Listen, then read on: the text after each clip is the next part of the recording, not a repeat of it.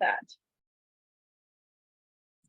Awesome. Well, thank you so much, everyone, for joining us today. I've been looking forward to hosting this event for a very, very long time and appreciate everyone's participation. And if you're watching the recording later on, thanks for tuning in.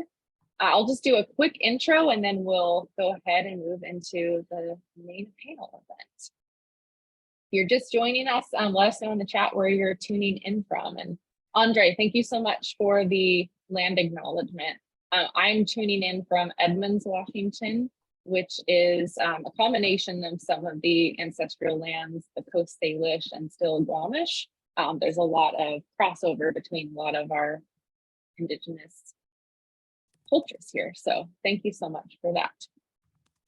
So a quick intro, my name is Michelle Miller. I use she, her pronouns, and I'm the owner and creative director of Minty Made, which is a branding, web design, and marketing studio that's based here in Seattle, Washington, and also the founder of the Green Marketing Academy. And we provide training, education, and certification to marketing professionals, businesses, and departments who are interested in learning more about adopting more sustainable, ethical, and accessible marketing practices. Just a quick background about me. I spent 10 years in corporate marketing before really lighting a spark within me of seeing how much waste from businesses, and specifically with marketing practices, whether it's print goods, packaging, the whole digital carbon footprint side, gets put into either a physical landfill or a digital landfill on the web. So working a lot with managing trade shows, and I have a graphic design background, so designing a lot of things that were just single use and thrown away right after really got me into this work. And this Green Marketing Academy was launched in 2020, and we've certified and worked with over 52 businesses and students to date. And our mission and why we're here today is, again, to provide education around this topic, that there's so much sustainability and talk of the circular economy and the role that small businesses play in it. But we're going to be focusing a bit more on the city, the county's role. We have some awesome panelists who are experts in their field today, and we're going to have a conversation around these topics. But just wanted to give a quick intro. Hi, Christine, welcome in. Just to share a couple of statistics before we get going, for some of you who have attended our events in the past, you may have seen these before, but to make the point that consumer habits are shifting and increasingly amount to have an incentive for businesses to adopt more sustainable marketing practices. And to get more specific with that, almost 30%, and this number continues to grow. This was a statistic from a couple years back. Customers, people that are in the market for goods and services, have elected not to purchase a product if it has any ethical or environmental concerns. And over 80% of people under 30, so concentrating on the Gen Z generation, say that sustainability is a very important criteria for purchasing goods and services. Now, when we hear the term green marketing, sustainable marketing, I want to preface this discussion with the fact that the scope of green marketing is maybe a lot bigger than you may imagine. I get a lot of questions from different businesses when we first introduce this topic, that one of the misconceptions about sustainable marketing is that it only involves print or packaging or very tangible materials. So I put together this just visual representation to or illustrate the full scope of everything that's included in the realm of sustainable marketing. So from the brand identity, including the visuals, but also the brand voice, messaging, everything that goes into branding identity is included here and must be, addressed in a really intentional way. Website design, social media, advertising, these kind of go into the digital carbon footprint side that I talked about. During the panel today, we're going to be focused on a bit more of the tangible waste from packaging, plastic, paper, etc., and having a conversation about that. But I did want to just illustrate the fact that there's a lot more to it than what you may think encompasses sustainable marketing. And then events, that's where my initial motivation came from, is lessening our waste with trade shows, conferences, different events that we go to. And then taking it one step further, green marketing's role in a circular economy. We're going to be talking about this today and kind of hyper focus it on our local Seattle and King County circular economy. The Green Marketing Academy has been working with Next Cycle Washington on a grant that we received to really focus this education on what can we do in our own backyard to lessen the waste that's produced from marketing departments within a business, or whether that's small businesses that play a role in this. So for those of you who are familiar, which I know a lot of you are, with the circular economy, maybe that's why it piqued your interest to join us today. Starting out with raw materials, we want to really illustrate the fact that a circular economy is based on designing out waste and pollution as much as possible and keeping that material flowing and circulating again and again. So I just kind of plugged in some different marketing activities depending on where they come into play within the circular economy. But really regenerating Earth ecosystems without relying on new raw materials every time, whether that is virgin paper for print runs, and some of the plastic packaging that just is getting produced for single use only. The last two things I want to share, and then we'll get into introducing our panelists, is Christy from Cascadia Consulting. They published some of these reports a few years back, but in King County alone, this was data that was taken a few years ago, but just to purely illustrate and talk about how much paper waste is going into landfill. Paper, plastic, non-recyclable materials. And most of this data that I'm sharing, and on the next slide as well, is really focused on residential waste. We're going to be getting into more of a conversation on what the city, county has done and worked with on the business front, and more the commercial side. But I was chatting with Adrian right before this panel started, and he's going to talk a little bit more about that partnership, and that they haven't always had the authority to show and share those numbers. So without further ado, I'm so excited to introduce our panelists today. So we have Christy, Pat, Eric. Magdalena, unfortunately, had a travel hiccup. She's traveling internationally and her flight got rescheduled to this time. So she unfortunately won't be joining us. And we have Adrian.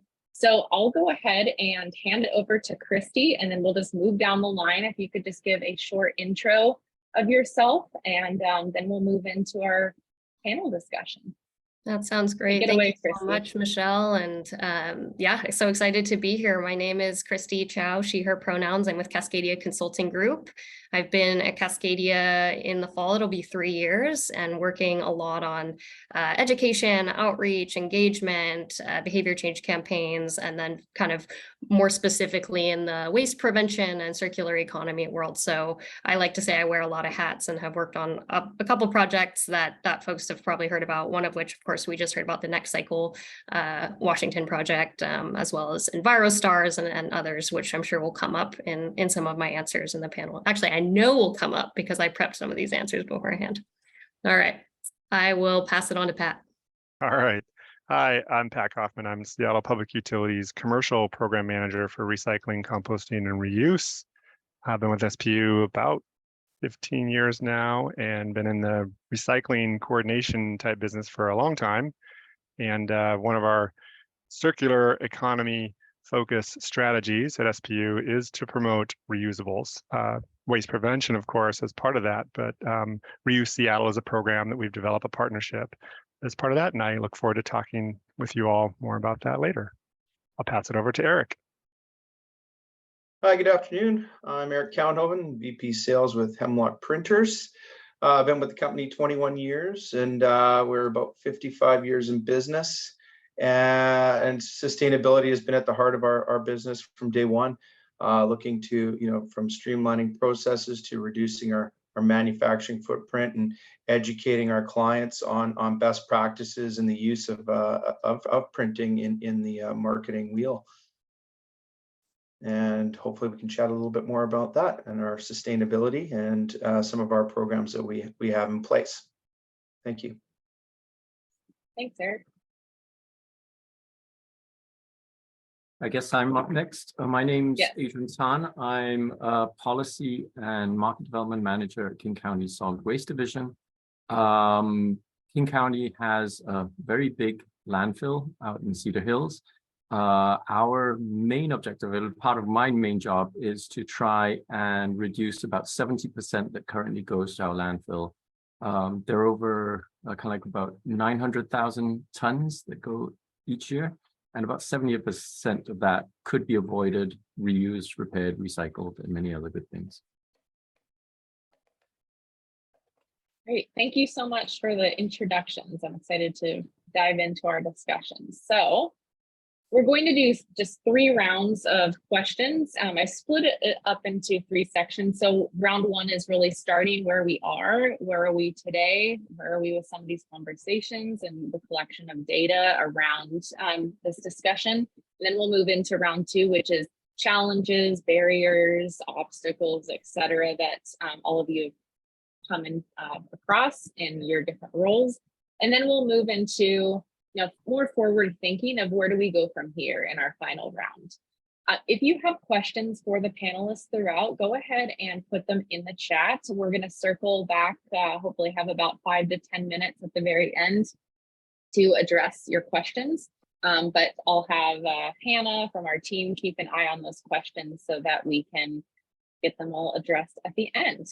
So I'll go ahead and move into round 1. Okay, so starting where we are, the first question that I'd love to ask to Christy from Cascadia is, can you tell us more about Cascadia's method and approach in collecting and analyzing the City of Seattle and King County's waste metrics? And if you can share a bit about how that's been focused on the commercial side, that would be great, but I'll let you go ahead of that.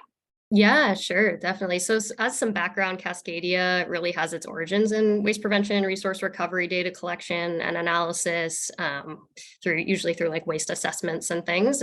But as a company, I'd say now we're known for like many different focus areas. So community engagement, resource conservation work, climate work, etc. But again, one of the things I think we're like really best known for is delivering data-driven analysis and practical strategies with outreach and also kind of waste characterizations that drive the circular economy. And so the primary way that we do this like on the ground with businesses would be like what we call research and analysis work that involves waste assessments or waste characterization studies. So for the city and county, that could be anything from small scale assessments at local businesses to larger like multifamily property waste assessments, which is where you saw some of that data in the beginning that we had collected a few years ago. But it could even be on a city or county-wide data collection scale as well. And so just as like a fun example, the other day, I typically do more of the education, outreach, engagement work. And I actually got to step into the shoes of some of my research and analysis colleagues. One of my colleagues was sick and couldn't participate in a waste assessment, so I was able to actually get in there. And it was a small business here in Seattle that was looking to see what their trash composition was, and I was able to dig through with a partner some of the packaging. So a lot of food packaging, paper, cans, food. And I thought, it was actually pretty fun. But if you're also a nerd like I am about waste, that tends to be more on the fun side than the gross side. I also got lucky. It was not like it was a lot of packaging as opposed to food and stuff. But that's just one method. Of course, the hands-on methods that we use. We also do a fair amount of research and analysis of available data and literature to support our methodology and reports too. Thank you, Christy. Adrian, next question's for you. Can you tell us a little bit about the most common materials that are sent to landfill from businesses in King County that are currently avoidable, reusable, recyclable, or recoverable in some way? So Christy touched upon it, and I think if she was out doing samples, she literally touched a lot of these things.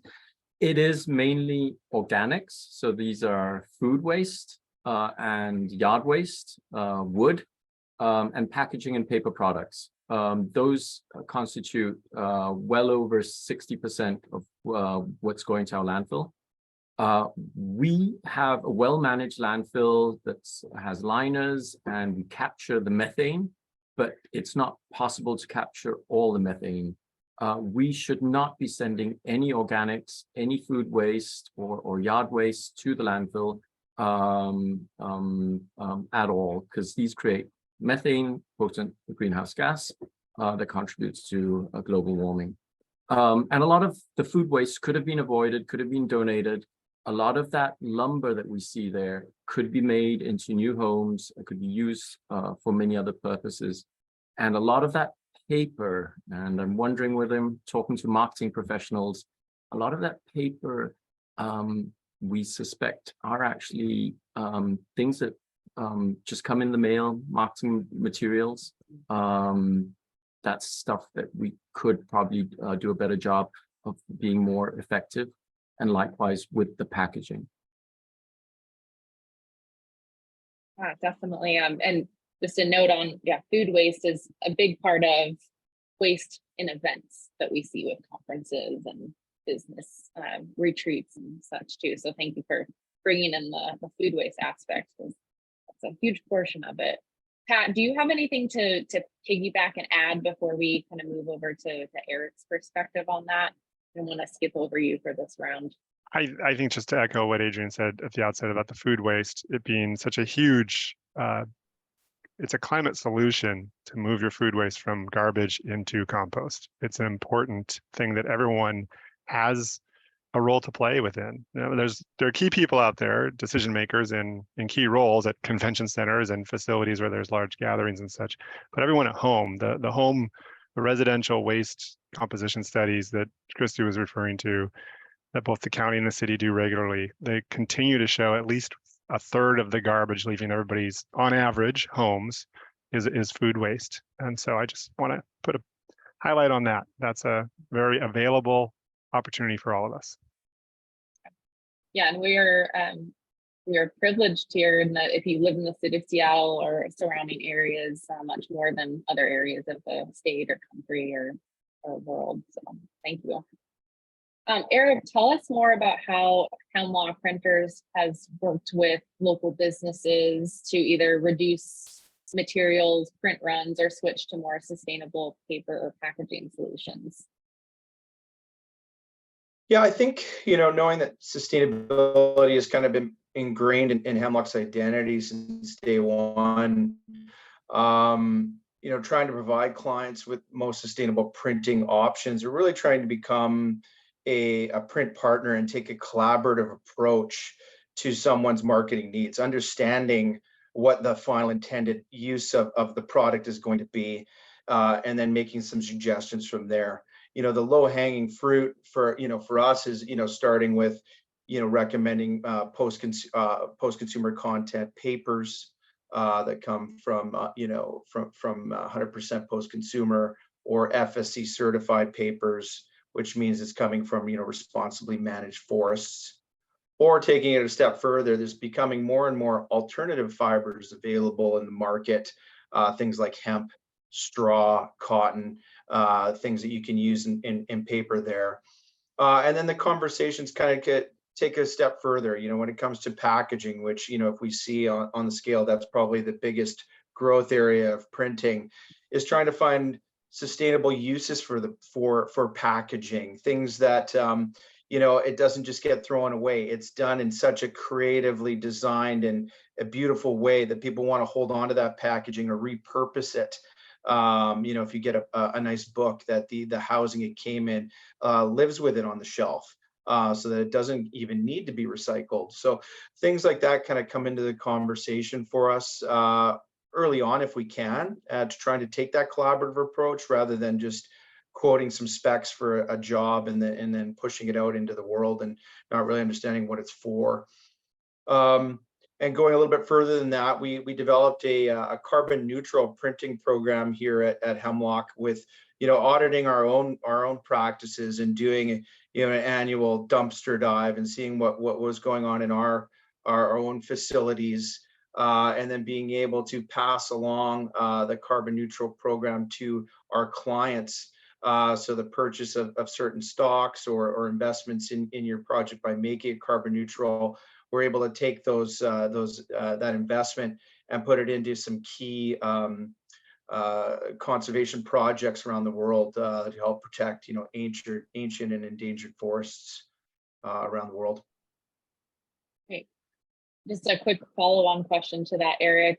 Before you worked with some of these businesses, were they tracking some of their own either spend on print or any waste metrics that they come to you with, or is that generally an exercise that Hemlock does as they're evaluating working with you? I would say early on, 10 or 15 years ago, when sustainable printing was still a pretty new term, there was a lot more education, and we are now, of course, getting referrals worldwide to people that want to be like-minded businesses, and that's ultimately the goal of what we're trying to bring, is education to other businesses on how to collaborate and use printing in a sustainable way. Oftentimes clients first time coming out and trying to go, yeah, I want to make it carbon neutral, or I want to invest in 100% recycled, and then they see the price tag for something like that, and it costs more.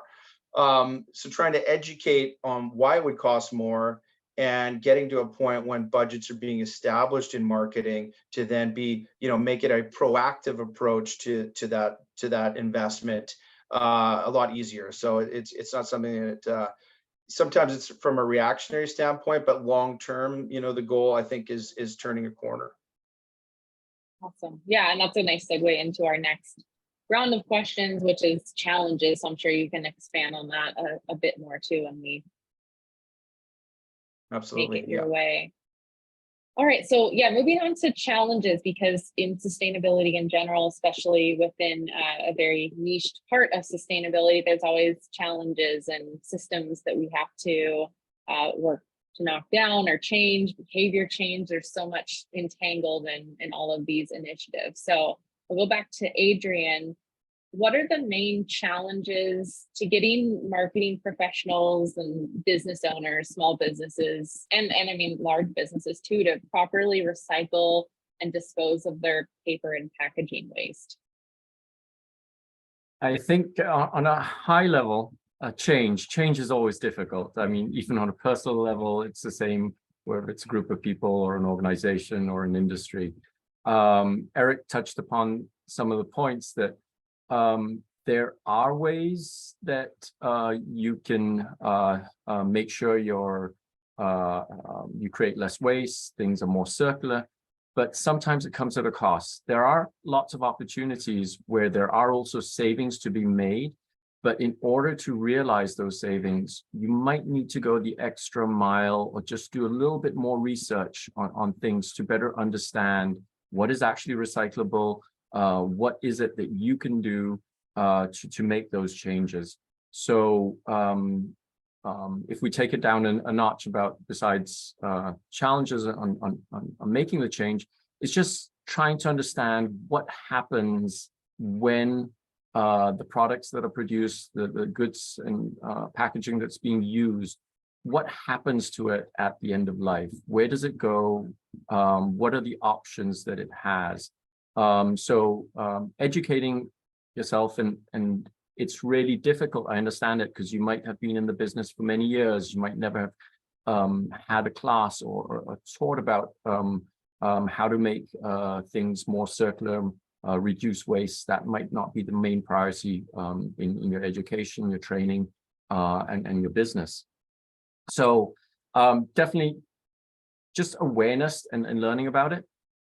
But I would say another challenge is also, it's super confusing between all our jurisdictions, whether you're in the Seattle area, King County, or even greater Washington.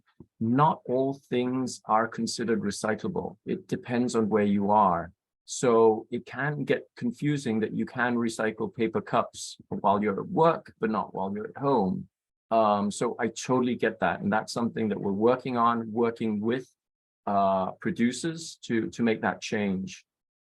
There is a tendency for some brands to want to market themselves as green and may put on a label that something is recyclable on their products when it actually isn't, or it's only recyclable in certain areas, or you have to take it to a drop-off place. I recently saw a toothpaste tube that was announced as recyclable, but none of our local recycling companies would appreciate that. So all that is very confusing. So that is definitely a major challenge.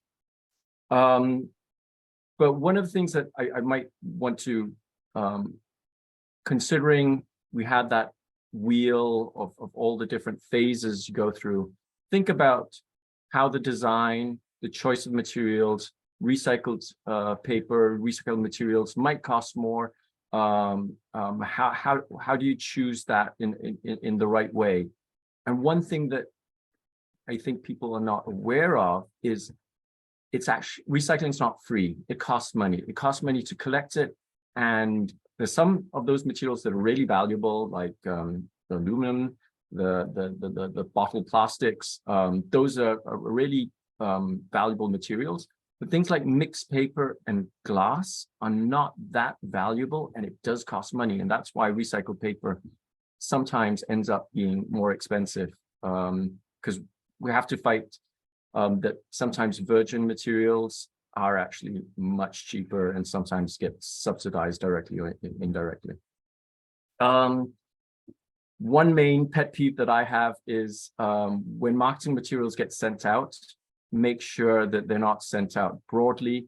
Have a way that folks can maybe not have them sent in a really easy way. I know you can sign up for do not mail me these items, but it's really difficult for many residents to do that.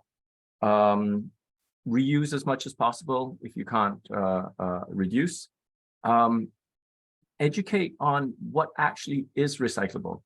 Those envelopes with the plastic window, they are recyclable. Most mills can take care of it, but it would actually be better if it didn't have that plastic window, because that would increase the quality of the materials that go through. So small things like that.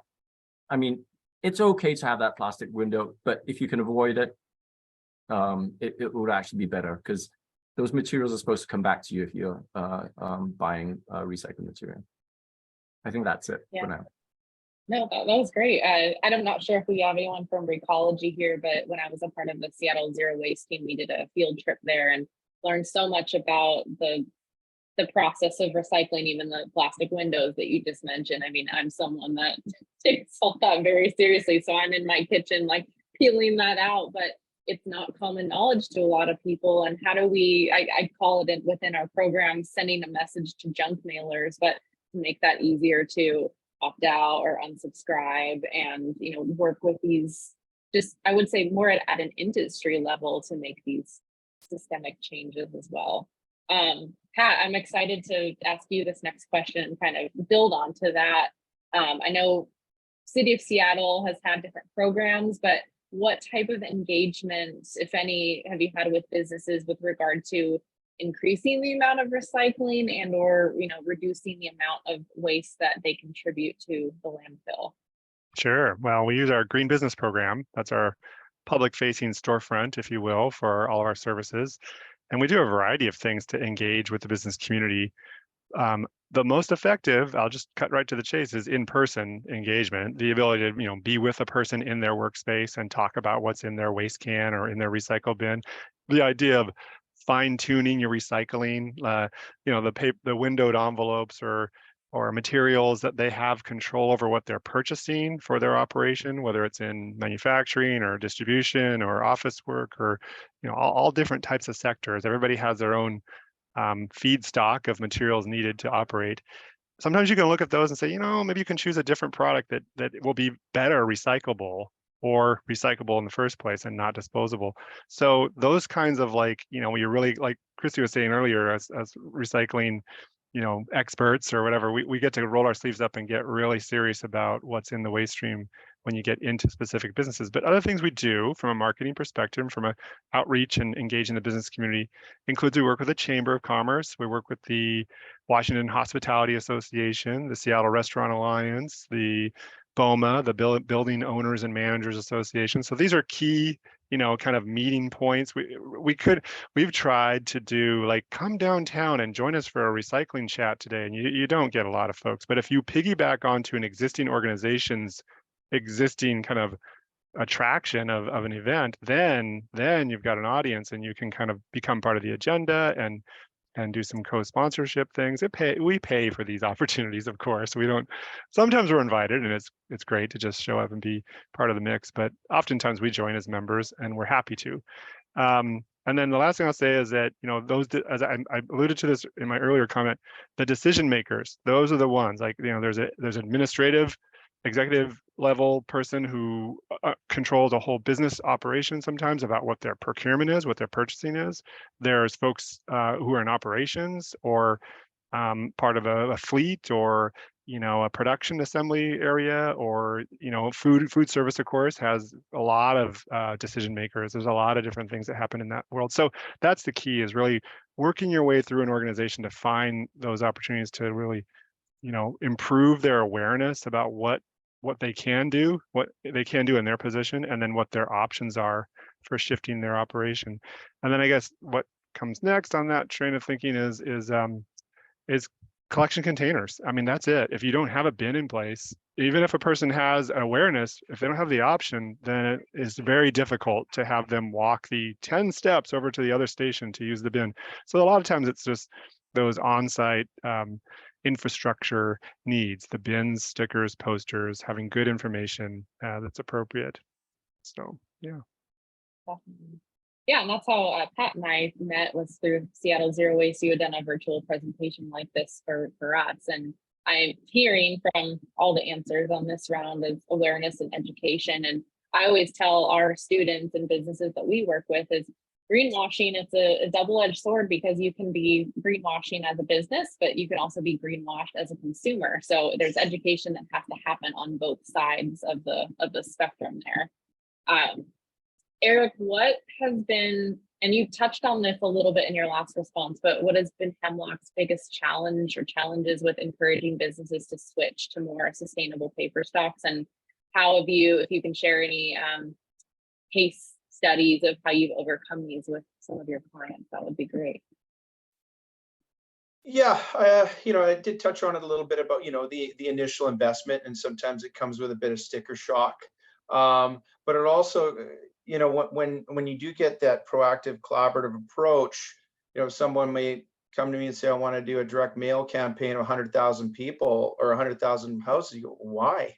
Who are you trying to market to? Like, maybe we can look at a more targeted audience. Let's find out who they are, and then utilize the resources for hitting the right demographics and whatnot, and utilizing, some of those experts that I have in house for something like that to reduce that. So it sounds kind of funny coming from a printer, but that's how it is, because now, instead of just being wasteful with a print order, it'll be more strategic and more beneficial, and hit the right people. And then there'll probably be some repeat work around that.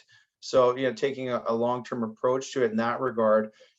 And taking it further, with some of the programs that we have, like our Zero program at Hemlock, providing a logo and a link to the organizations that get supported through that, and allowing the customers to actually have that logo and produce it on their pieces is a benefit. So oftentimes, if we're working within a marketing department and they have to justify the investment with procurement or what have you, they'll be able to kind of bring some of that information back. So we'll try to give some more information and supported info from either the Zero program or things like what we call an EBS, which is an environmental benefit statement.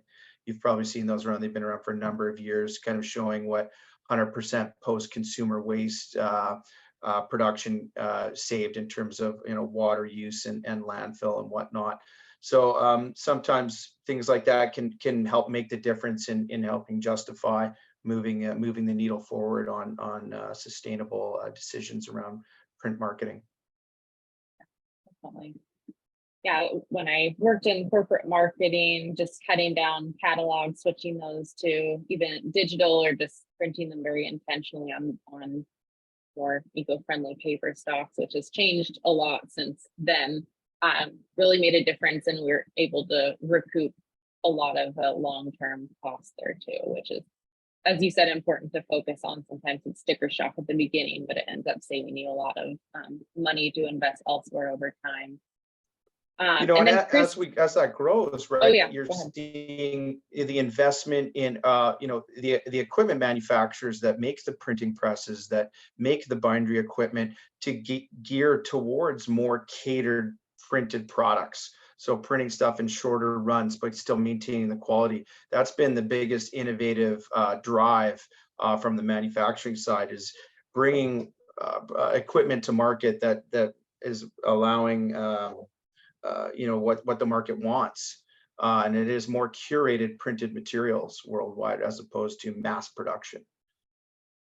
yeah, great. Thank you for adding that about the equipment too, because it's something that probably gets overlooked in your industry sometimes.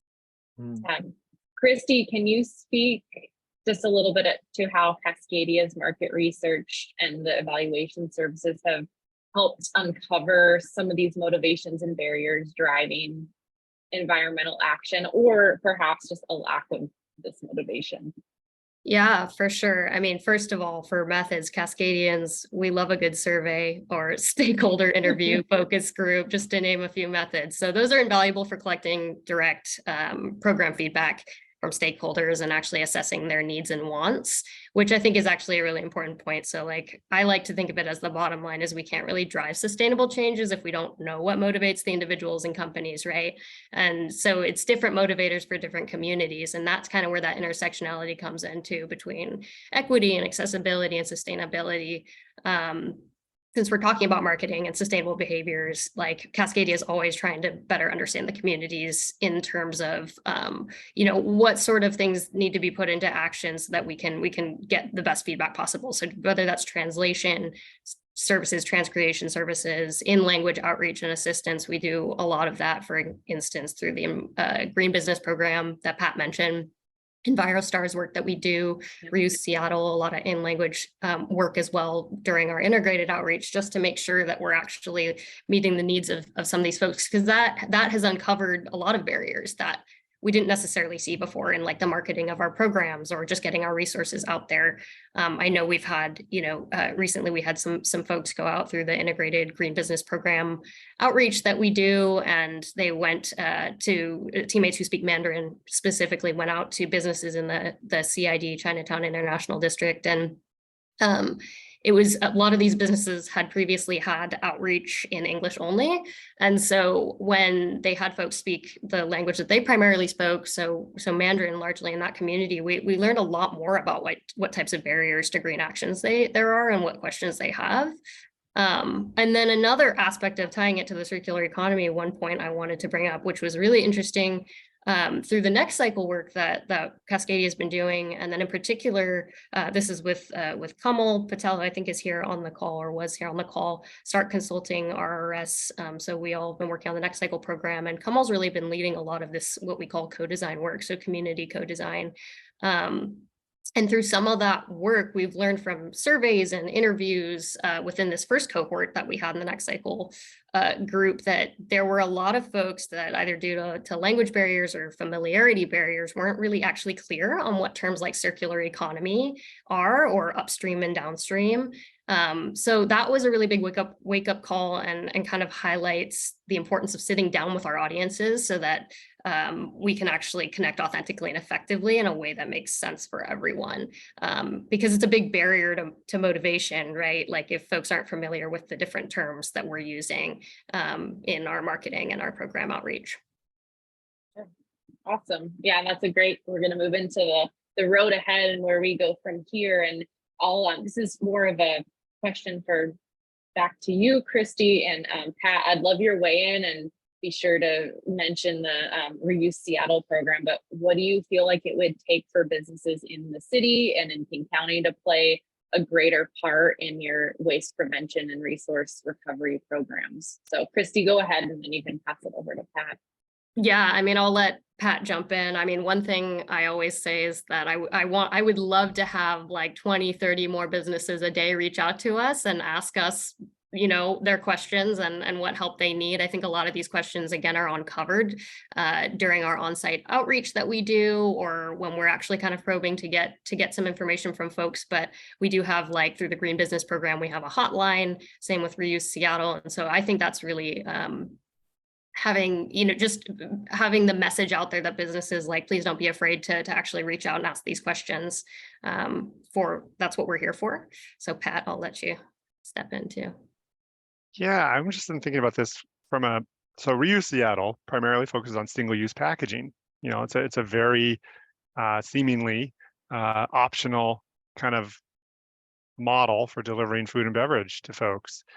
There's convenience, and there's situations where it's a relied upon model. I mean, you can't, fast food, for example. But in a lot of instances, like the locations we've had success with already, a closed venue, music or entertainment venue, perfect example. There's no necessity for single use, so that became an immediate, first phase kind of activation sector for reusable cups. And these are durable plastic cups. I mean, it's hard to see, but a very rigid kind of souvenir cup that you might have experienced in the past. So that's the kind of circular model material that we're seeing in the Reuse Seattle effort. There's also food packaging. The full top containers can be replaced by clamshells. There's stainless steel bowls with silicone lids. There's different substrates, as we call them, different materials that are used in the reusable packaging. So that whole food and beverage industry space is what we are today looking at, but we're also talking about looking at other categories of business as well, other places within society where and Adrian can jump in on this too, about like the tool libraries, which are a very community-based thing, but that it need not stay in that community-based, kind of neighborhood-centric space. It can become a larger largely more available model for other forms of equipment use or tools. The whole idea of library of things, the books at libraries are natural, it's a given, but why don't we do that with more things in society? Why are we manufacturing these materials for so many households to purchase, and they only use it once or twice a year, some form of tool or utility? So there's a lot that can be done there. And to be honest, at Seattle Public Utilities, we spent so much of our time focused on diversion, helping recycling occur, helping to educate and create compostable diversion programs. But these new initiatives are going to focus on, why is the model the way it is? Is there anything we can do as an agency, as a legislative body, to influence a change in the way the market is structured? And it takes more than just an agency, though. You have to have the service providers. You have to have the business community being ready and capable to step into that space and provide the service to meet the performance and the demand of the consumers. So sometimes you can change the model enough to kind of make the new model fit a new way of engaging or consuming, but oftentimes you have to meet the consumer where they're at, or provide them a pathway to get from where they are to where you want them to be. And that's the challenging part. And it can be very expensive. These alternative models, the initial steps are so new and so different, and they're not at scale, and there's not competition in that space yet from corporate players. So they haven't figured out, they haven't taken up the slack yet in these programs. There's a lot to be learned. So if that provides a little answer about how the circular economy is something we're really, I feel like we're just beginning to lean into the space and apply even some of the small learnings that we've kind of achieved in compostables diversion or recyclables diversion. Because again, I go back to, it's often the same decision maker that we convinced to recycle 20 years ago and compost 10 years ago, and now we're trying to get them to shift again. And so it's relationship building as well. It's kind of working with the community we work with. Yeah, and I kind of wanted to jump in and offer too, Pat, those are great points, but I think it's a really exciting time, and that we are kind of at this turning point, because as Pat just mentioned, it was some of those people who had already adopted the recycling and composting that are now taking on the reuse. And so having those, what we call early adopters, has been really, really big. And I think that that's what it's going to start taking for the businesses here in Seattle, is that, they need to be able to see this in action. That's one of the first questions we get when we talk with businesses are show me where this is working, where it's happening. And now that we've got over 20 something businesses within Seattle that are actually incorporating reusable models, it's much easier for us to get out there and show people, this is what's happening in the city and this is how it can work. And again, get them connected with service providers. So it's a really exciting time. And I think that again, the early adopters and having people jump in was a really big turning point. Yeah, and Adrian, I know that King County has resources dedicated to commercial recycling services. What role do you envision the county playing in working with businesses on reducing their waste, kind of building on what Pat and Christy have said? So at the moment, I must say our resources available for commercial businesses are very basic. There is some information on our site. But we do have plans to engage much more with businesses in the future. As I mentioned, one of our main goals is to try to recover many of the valuable materials that's currently going to our landfill through what we call the RePlus plan. So RePlus refers to everybody should know, the reduce, reuse, recycle, but it's also about redesign, rethink, reconnect, many other good words that start with re that can help us achieve that goal. I put a link in the chat for folks that want to do more. But what do we envision? First of all, we want to make it easier, as Pat said, meet people where they are.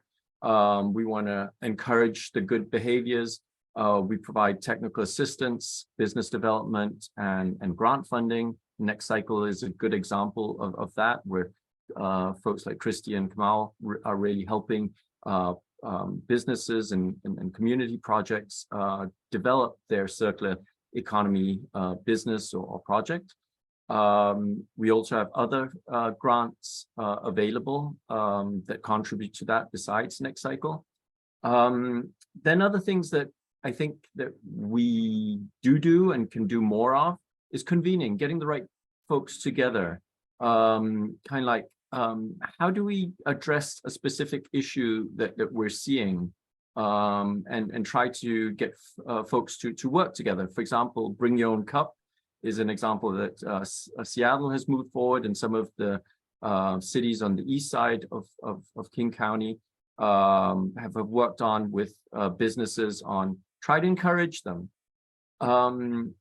If convening isn't enough, we do sometimes do policy, and there are many things you can do with policy. I hope everybody knows by June 1st this year, packing peanuts made of expanded polystyrene are forbidden to be sold and distributed in the state of Washington. So please get rid of your stocks. And if you do, dispose of them correctly. But things like that, the worst items that we just don't want to see in our environments, in our recycling bins, those are things that we can put in policies. Likewise, you'll see that business is supposed to ask customers whether they actually need that ketchup packet or single-use items. The food retail code has been changed. I saw a comment or a question in the chat that allows businesses to refill consumer-owned containers for food. There is a process to follow, but for mugs and beverage containers, many coffee shops and cafes can already do that now, as long as they follow certain guidelines. We could require things like more recycled content. That's things that are already being done for plastic packaging, but if the markets aren't working, we might want to encourage that for paper and other things. So those are just examples of ways that we can work with businesses. Prefer to provide carrots and encourage and support, and help out convening, getting folks together to move forward, so industry knows best and knows how to work together and build upon all the innovation and creativity that exists out there. But if that isn't enough and we need to target those that are trailing behind, then policy is also an option. Thank you, Adrian. And Eric, final question is for you. So how do you envision that other print shops like Hemlock can work alongside us at the Green Marketing Academy, the city and the county to continue to inspire businesses to participate in the circular economy in your context?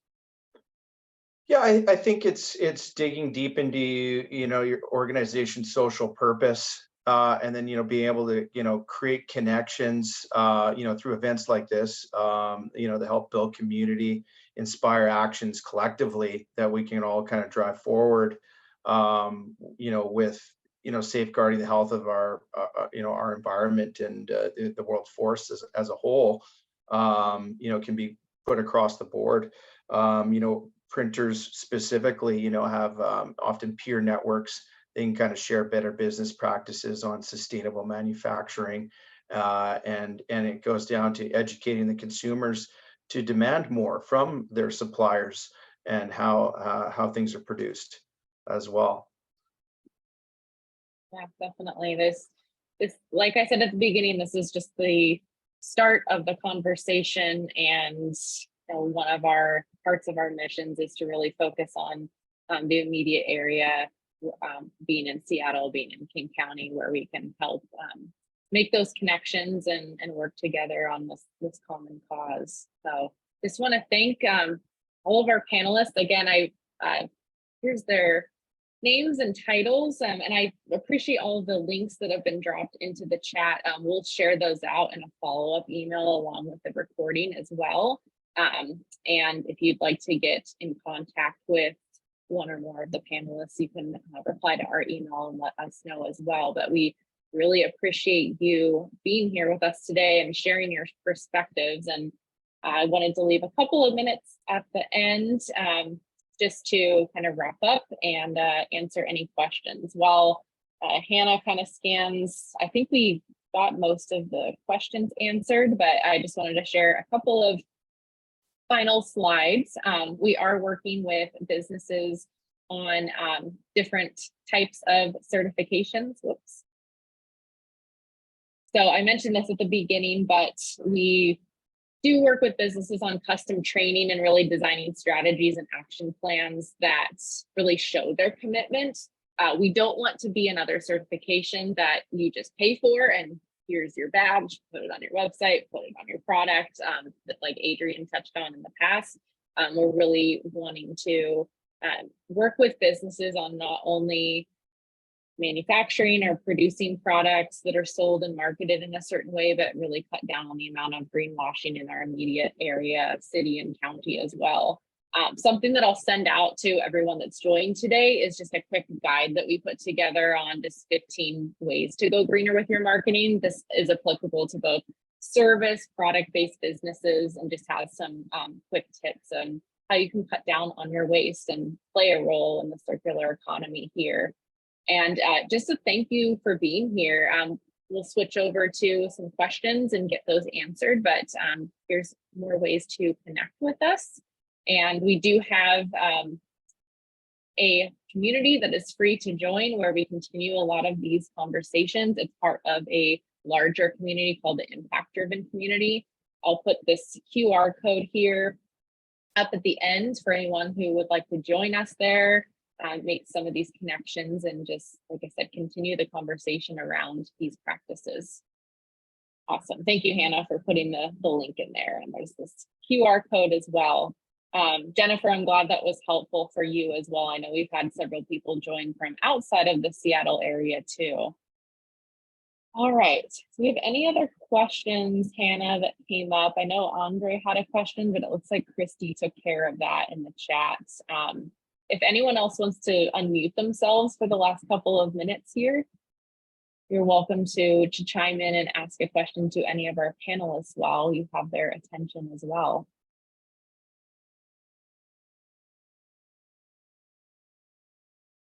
Right. Thank you. Lots of great resources shared here.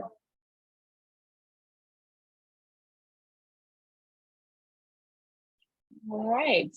Yeah. Any final thoughts from the panelists too before we conclude? I didn't ask the last question because a lot of you answered the final questions I had in your last responses. So left that one out. But yeah, anything you'd like to share before we conclude? I guess I'll go ahead and plug the link that I dropped in the chat just because I find it a lot of fun and I get to update it. It's the reuseseattle.org Reuse in Action map. So for folks who are in Seattle or visiting Seattle from outside, can take a look, and we have updated places in Seattle, venues that have some sort of reuse option available. And if you click on them, it'll tell you what. One of my favorites right now is we have 2 movie theaters that just launched with reusable cups. So I'm now into seeing movies. That's now one of my things because I just like the reusable cups. So yeah, check out the map. Awesome. Yeah, thank you for that plug. I just learned more about Reuse Seattle at the Reuse the Awards with the Circularity 23 conference a couple weeks ago too. So that was great to see that recognition. Well, thanks Awesome. for having us, and I'll just chime in and say thank you. And also that, for anyone on the call, if you ever want to reach out, feel free to do so. All of this is like, having some thoughts and conversations and connecting with folks who can connect folks with resources and options. So happy to be part of the community. Thanks. Thanks so much, Pat. Awesome. And yeah, we'll send out a follow-up email with all these. I'm saving the chat right now so I don't lose all these awesome links to everyone from there. But thanks for joining today, everyone, and go appreciate, if you're in the Seattle area, this partially sunny afternoon. Great to meet everyone. Thanks. Thanks, everyone. Thanks, Michelle, for organizing. Sure. Thanks for being here.